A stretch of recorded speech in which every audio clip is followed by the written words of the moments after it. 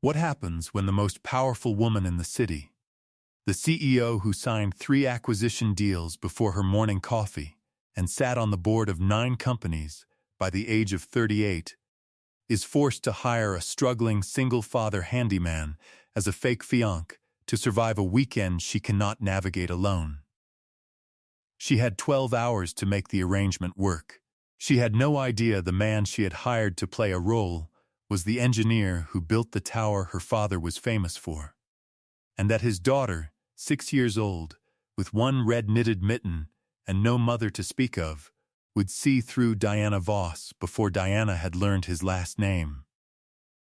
And on the second morning, while Diana stood at the kitchen window with her coffee, the little girl came up behind her, wrapped both arms around Diana's waist, pressed her face between Diana's shoulder blades, and said, quietly and without asking permission, the words she had not said to anyone in 3 years.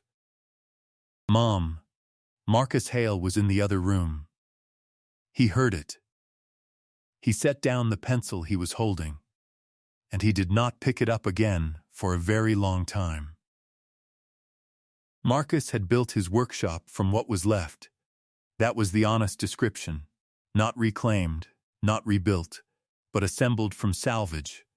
Because after the settlement and the legal fees and the grief that had no address, salvage was the currency he had. The shop sat on Dunmore Road on the edge of Kessler, his father's before it was his, and before that a tack room for a barn that burned in 1987. He had kept the original white oak floor joists because white oak does not apologize for age. He had kept everything he could.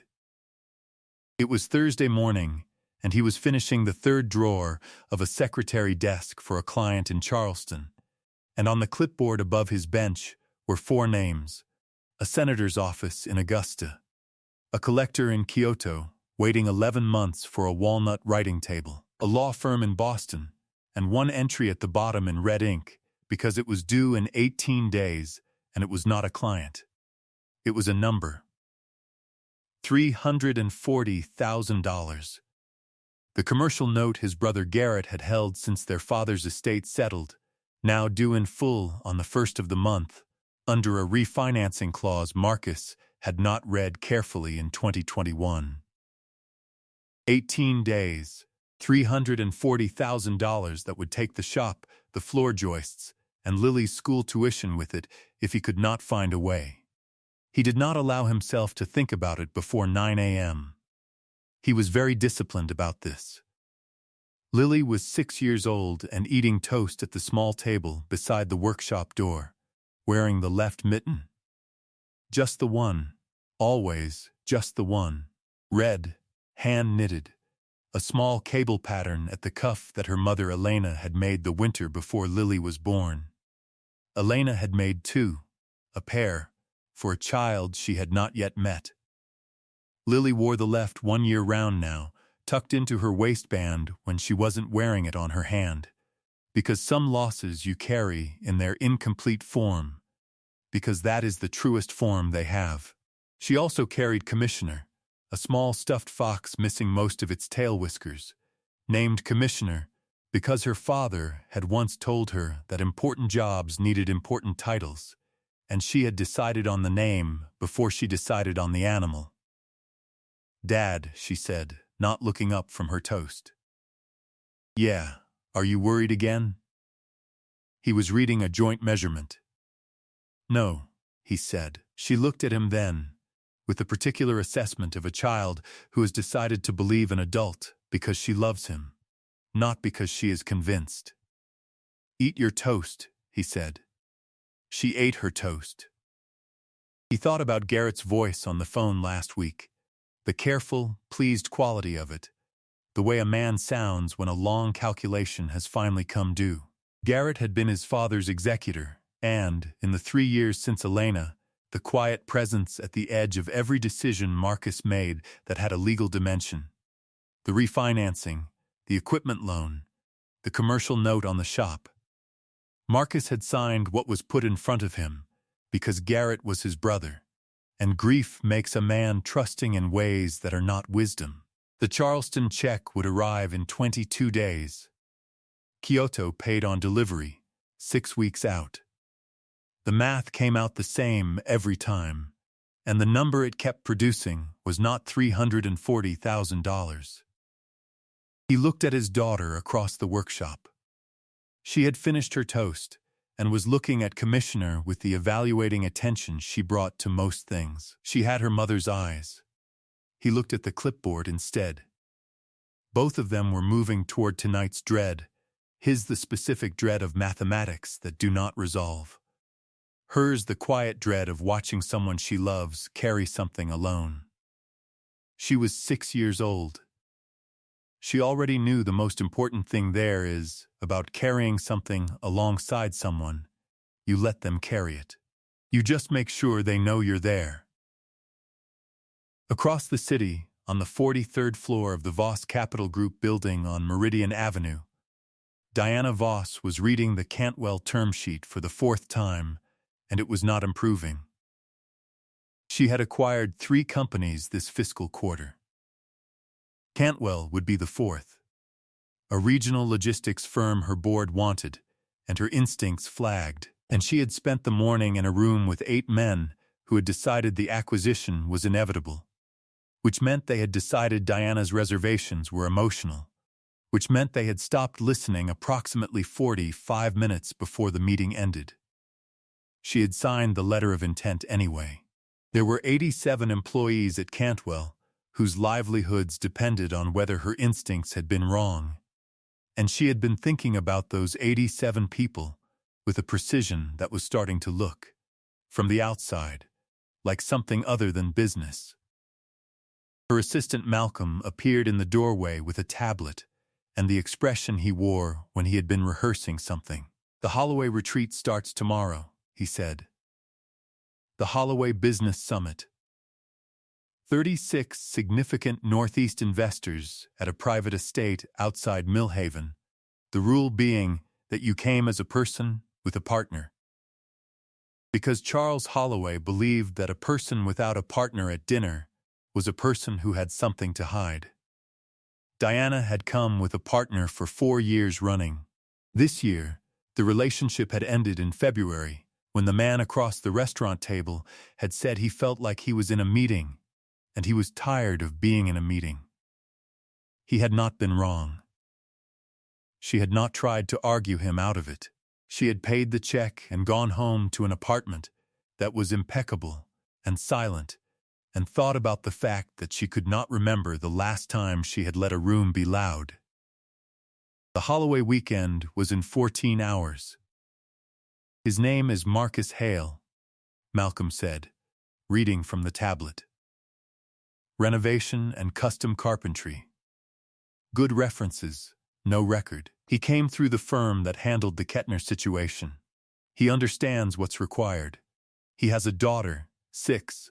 She's part of the arrangement. His words, she goes where he goes."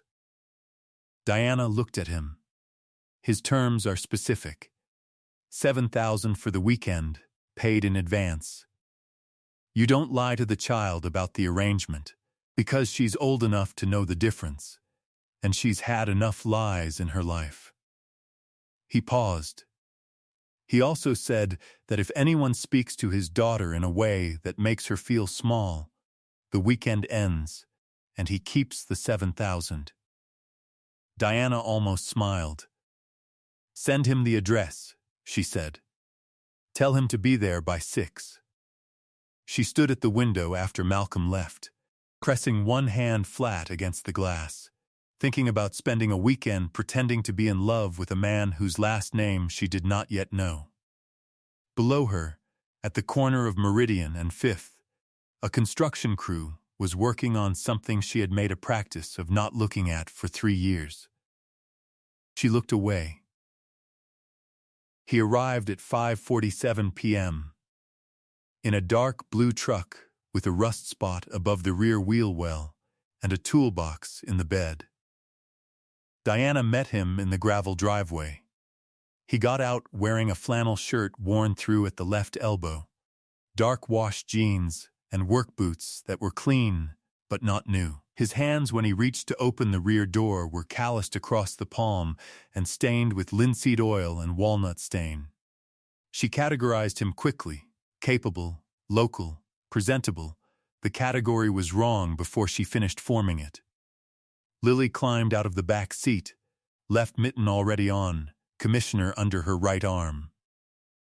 "Ms. Voss," he said. "Marcus Hale." "Diana, Marcus." They shook hands. Lily was watching Diana with the particular attention of a child who is running an assessment more thorough than anyone realizes. "Hi," Diana said, carefully. "Hi," Lily said. She did not perform warmth. She just watched. Diana turned to Marcus. "There will be a seating arrangement at dinner. I'll brief you on the other guests. Walk me through the building first," he said. She almost asked why. She didn't. She walked him through. It was in the dining room that he stopped at the long east wall. He was looking at it the way Diana looked at term sheets, not casually, but with a focused lateral attention that moved from point to point in a sequence that had a clear logic she had no access to. He pressed 2 fingers against the plaster 4 feet from the doorframe. He moved 18 inches left. He pressed again. He straightened and looked at the ceiling. "This wall is load-bearing," he said. "The beam above it is carrying the floor joists for the room above. The plaster's cracking along the ceiling line. That's not settling. That's deflection. Someone should get into the attic." Diana looked at the ceiling. She had been here 4 times. She had never looked at the ceiling. Before she chose it, before she formed it as a deliberate question, she heard herself say, "How did you know where to press?" He had already crossed to the window. "Old habit," he said, and moved on, and her question stayed in the air between them where she had left it, unanswered. It was Marcus who cracked things open before dinner, and he did it the way he did everything, without announcement. He and Lily were in the upstairs hallway outside their assigned room, and he said goodnight to her as if Diana were not 6 feet away. And Lily put her arms around his middle and pressed her face into his chest, and he held her with the practiced ease of a man who has done this 10,000 times. And Diana looked away because she had the inexplicable sense that she was watching something private. Then Lily let go and looked at Diana with the same assessment she had run in the driveway. "Dad says you can tell a lot about a person by what they do when they're lost," Lily said. "Are you lost?" Diana looked at her. The question was entirely honest and entirely without mercy, the way only a child's questions are. "Sometimes," Diana said, carefully. Lily considered this, with Commissioner pressed against her chest. "That's okay," she said. "Dad gets lost too. He just fixes something while he figures it out." Marcus was looking at the wall. He was not going to offer Diana social cover, she understood. He was watching, and whatever showed on his face in this moment was not visible to her from where she stood, but it was visible to Lily, and Lily looked at him, and then back at Diana, and then she said, with the pleased finality of someone who has reached a conclusion, "You can stay at the table when he's fixing something. That's what I do." Diana opened her mouth and closed it. She had run 47 board meetings and delivered 200 earnings calls, and she had never, in any of them, been at a loss for the right sentence. She did not have one now. She looked at Lily's earnest, waiting face, and something shifted in her that she could not have named precisely. Not warmth exactly, not softening exactly, but something that arrived in the half-second before she decided what to say, which meant it arrived before her, which meant it was not a decision at all. "Okay," she said. Lily nodded, as though this were exactly what she had expected, and turned and went into the room and closed the door. Marcus looked at Diana for a moment. He said nothing. He went in after his daughter. Diana stood in the hallway for a long time, not planning anything. At dinner, Marcus sat beside her and used the right fork and answered questions with precision and without elaboration. When Richard Holloway, a private equity man with a bespoke watch and the particular confidence of someone who has never been wrong in a room he controls, laughed in a way that categorized Marcus. Marcus watched him with no expression at all. "You don't have to let him do that," Diana said, quietly, under the table conversation. "Do what?" Marcus said. "Categorize you." He reached for his water glass. "He already did. Doesn't change what's true." She looked at him. He was watching Richard Holloway with the same patient attention he had brought to the dining room wall, and Diana thought, without choosing to think it, that she had never been in a room with a man this uninterested in being seen. The second morning, it happened at 7:12 a.m. Diana was standing at the kitchen window with her coffee, and the kitchen was quiet, and the grounds were silver in the early light, and she was not planning anything. This was unusual enough that she noticed it.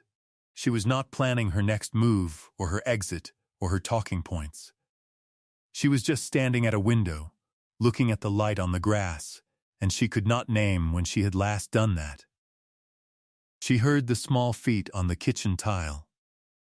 She felt the arms around her waist before she saw them. 2 small arms, one with a red mitten. Lily pressed her face between Diana's shoulder blades with the certainty of someone who has already decided. "Mom," she said. It was not a mistake, not the slip of a sleepy child confusing one person for another. It was the declaration of a 6-year-old girl who has a gap in the shape of something and has recognized, without anyone's permission, the thing that fits the shape. Diana did not move.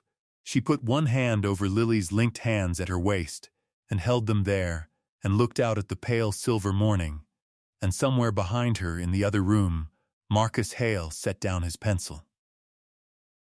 Garrett Hale arrived at 10:40 that morning. Not invited, not announced. He walked into the main sitting room with the ease of a man who treats all spaces as pre-authorized, wearing a charcoal suit that cost more than Marcus's truck. The first thing he did when he spotted Diana was straighten his cuffs, both of them, one after the other, a quick double adjustment before he spoke, as a man might clear his throat before a prepared statement. "Brother," he said to Marcus. He did not extend his hand. Marcus was standing near the window, very still. "Garrett Hale," he said to Diana. Marcus's older brother. Family lawyer primarily. I saw the guest list and recognized a client's name. He looked at Diana with the attention of a man who has found something unexpectedly useful.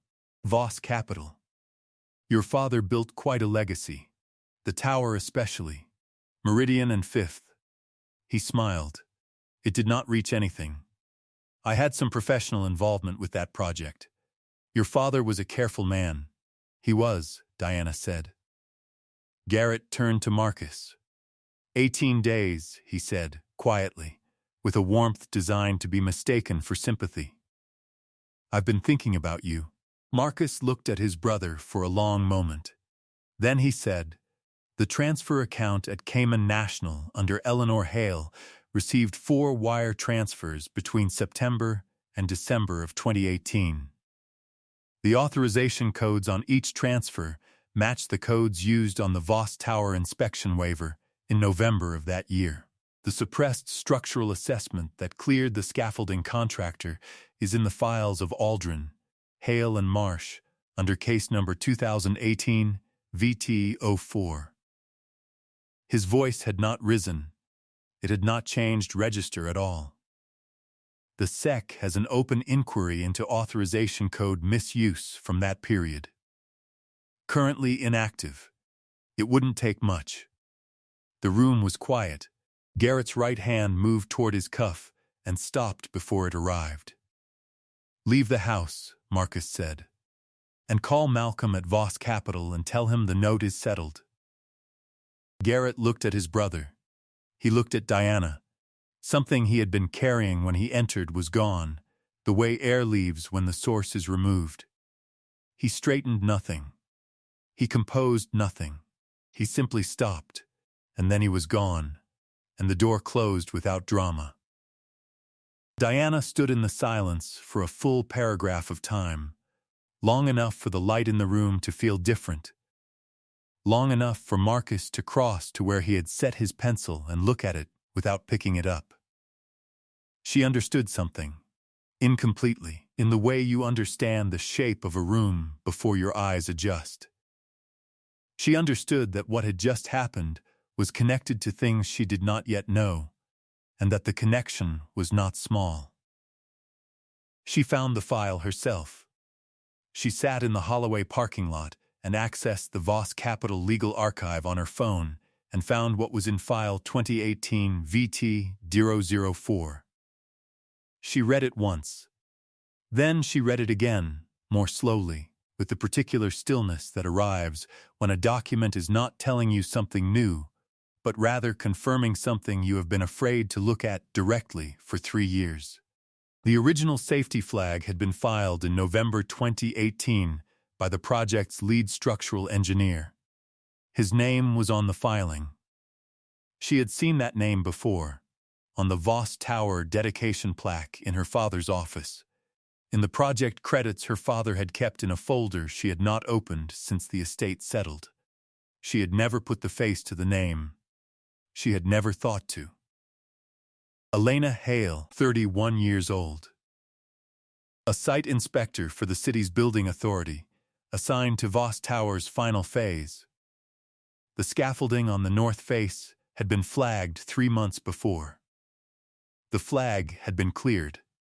On February 14, 2019, at 2:17 p.m., it had not held.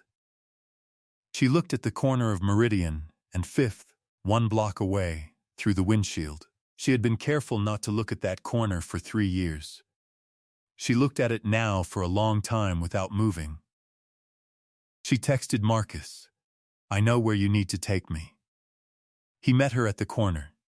Flannel shirt, hands in his pockets, looking at the intersection the way he looked at load-bearing walls, with a steady attention that understood the weight without needing to name it. "Tell me," she said. He told her. In the flat declarative register he used for everything, without performance, without the softening that would have allowed her to receive it more comfortably. He had designed the scaffolding support system. He had filed the safety flag in November. He was told it had been cleared through proper structural review. He had accepted that because the inspector assigned to the site was city certified, and the clearance was on official letterhead, and because he was 34 years old and building the most significant project of his career, and he trusted the systems that were supposed to work. He found out 4 months after the accident, when an anonymous message from a paralegal at Aldrin. Hale and Marsh arrived on his phone, and then the paralegal disappeared from the firm's directory before he could call back.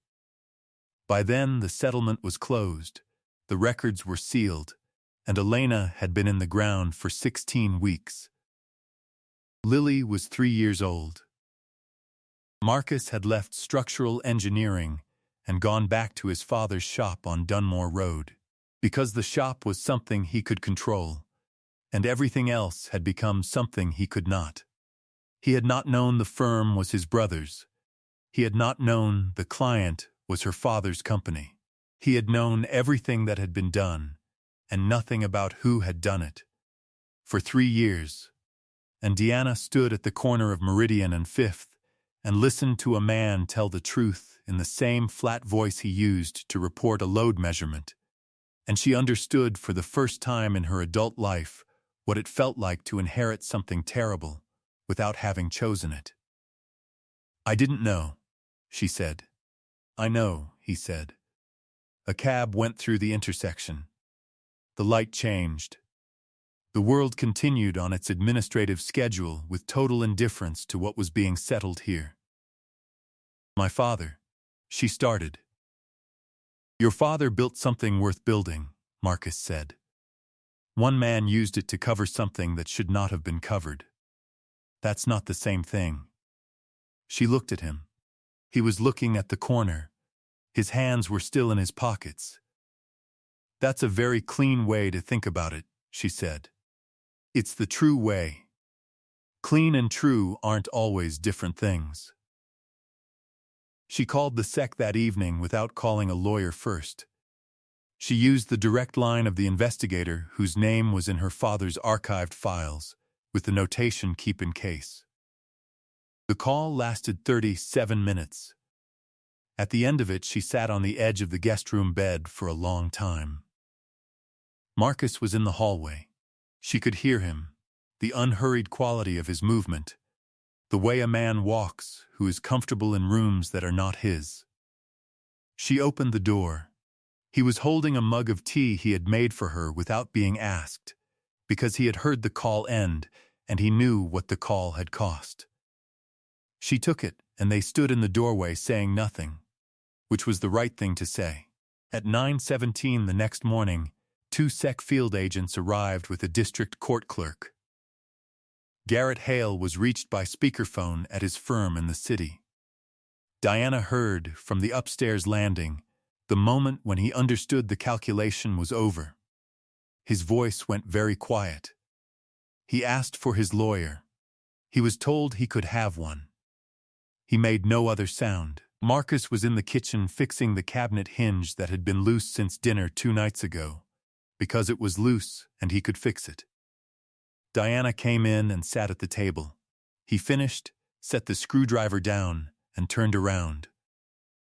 Whatever he saw in her face, he crossed the kitchen and sat across from her, and was very still, and she looked at him. And for the first time in as long as she could remember, Diana Voss did not perform her composure.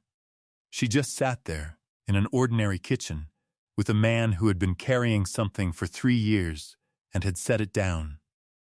Lily came in from the garden with mud on her boots and Commissioner under one arm and the red mitten on her left hand, and she looked at the two of them at the table and said, with the pleased precision of a child who has understood something no one told her to understand, "Good." The note on the shop was settled by bank transfer that same afternoon. The recovery from the reopened inquiry took 6 months and was larger than $340,000 by a margin Marcus would not discuss at any table, and which Lily would later use to name her college fund the Commissioner Fund, because she said it sounded important. 1 year later, the white oak floor joists on Dunmore Road were still there. The east-facing windows still had the right light. The clipboard on the workshop peg had 4 client names on it, and the red ink entry was gone, replaced in different handwriting, Tuesday 4 p.m., which was when the elementary school got out in Kessler. Diana still lived in the city. 3 things had moved into the Dunmore Road house: a good espresso machine, a pot she and Lily had chosen from a Saturday market, and yellow curtains for the living room window that had previously had no curtains because Marcus had never gotten around to it. Lily had selected them by holding them against the window frame for 4 seconds and saying, "These are the ones." Marcus and Diana had both looked at Lily and then at each other, and neither of them had moved away. At dinner on a Tuesday in October, Lily set her fork down and looked at Diana across the table. "Can I ask you something?" "Yes," Diana said. "Do you know how to make the mitten?" She was looking at the one red mitten, cable patterned at the cuff, sitting beside her plate. "I can learn it," Lily said, with the certainty of someone who has already decided they can. "I just need someone to show me the beginning part." Diana looked at the mitten for a long time. Then she said, "I've never knitted anything in my life." "That's okay," Lily said. "I can teach you the beginning, and then we figure out the rest." Marcus was looking at his plate. He was very still. He set his fork down precisely, and he did not pick it up again for a while. The safest walls we ever build are the ones a child walks through without noticing they were there. If you felt any part of this story stay with you, share it with someone who needs to be reminded that the quietest people in the room are sometimes carrying the most, and they deserve to be seen. Subscribe for more stories told the way they're meant to be told. And tell us, if someone told you the truth that destroyed their life to speak aloud, and protecting your family's legacy meant keeping that truth buried, would you have made the call, or would you have let the silence hold? Leave your answer below. We read every one.